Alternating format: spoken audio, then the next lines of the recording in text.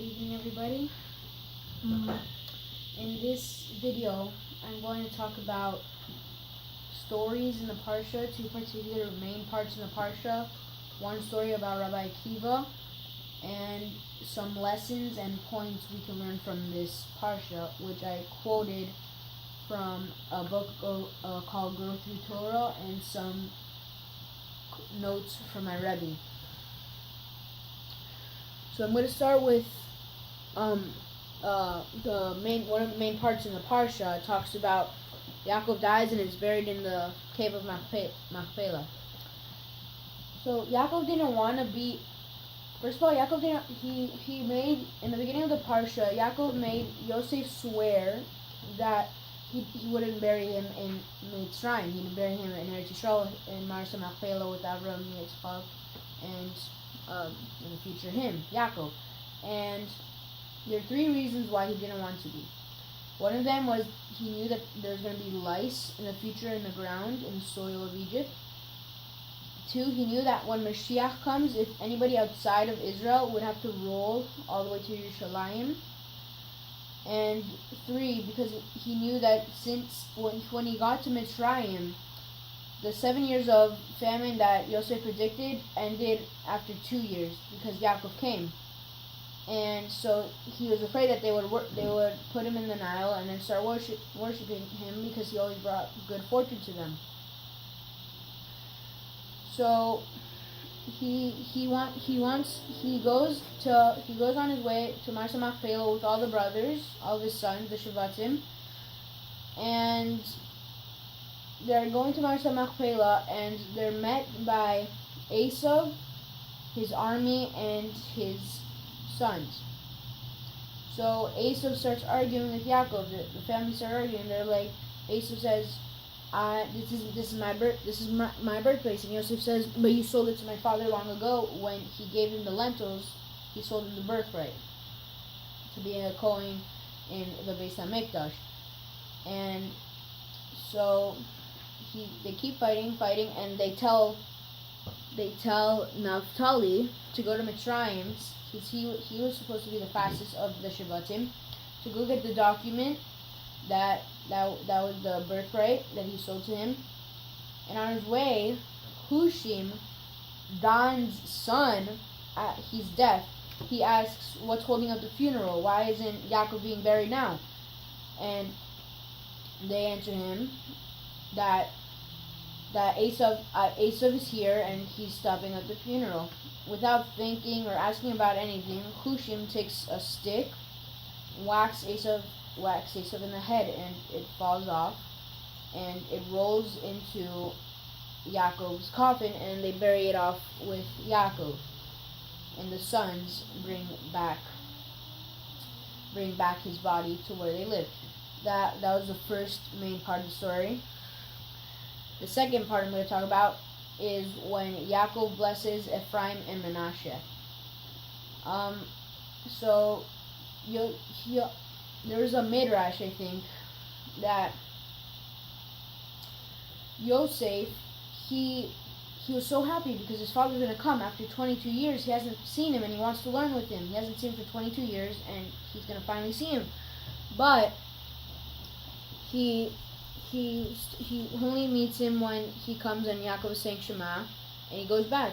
Yaakov goes to Goshen, and Yosef has to come back and rule over the city. And so he hasn't seen him for 17 years, and Yaakov had to actually send a messenger.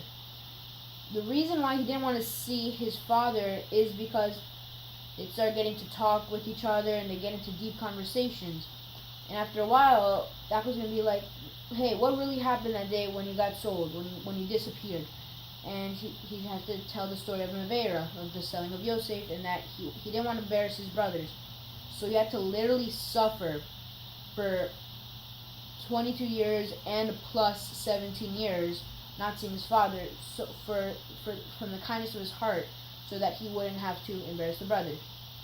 So after 17 years, a messenger comes, and Yosef goes over to his father, and he walks inside, and Yaakov asks, "Who are these two children?"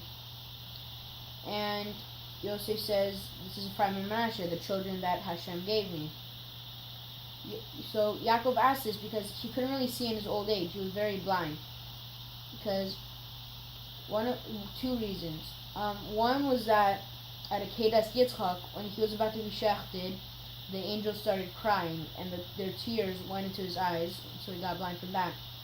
And two was when he went into Esav's or Lavan's house, he had to work for Lavan.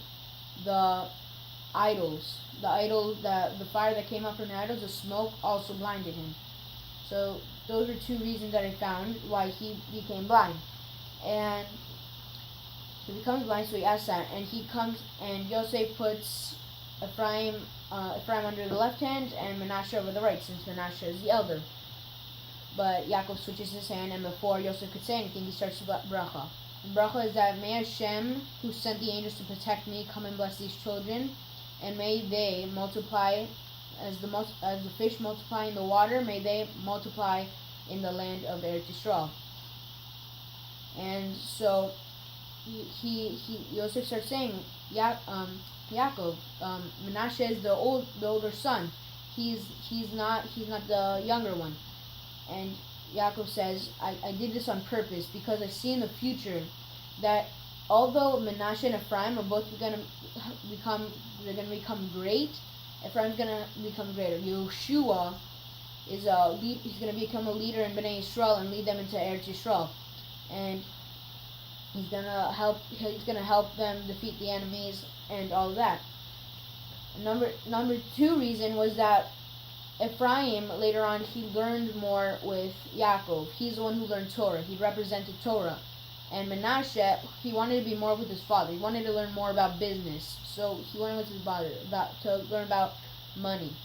And although money and Torah and wealth are both very good blessings, Torah, you should both have them, Torah always comes before. So that's why Ephraim gets to be like a Bechor. And after that, Yaakov blesses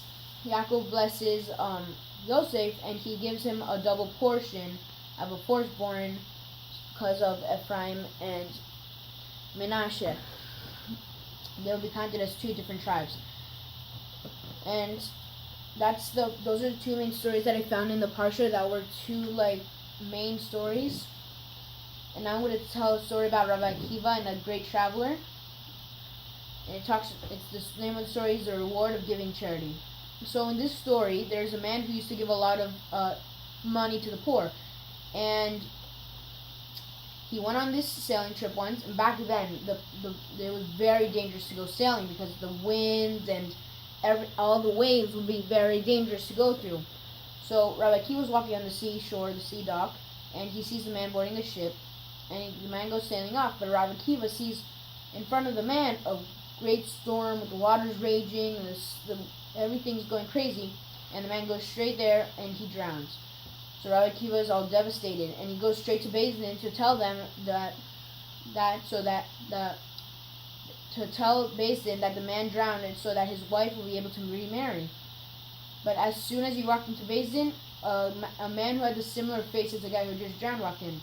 Rabbi Akiva asked, "Are you the guy who I just saw board the boat and drown?" The man said, "You did." And Rabbi Akiva says, "How do you survive?" The man says, "Because I gave charity. I gave charity my whole life." And Rabbi Akiva says, "How do you know this?"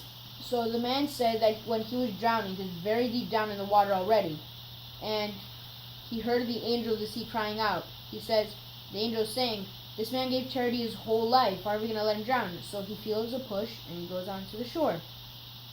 So Rabbi Akiva's like, whoa, exasperated, because that's a small mitzvah could make a great outcome.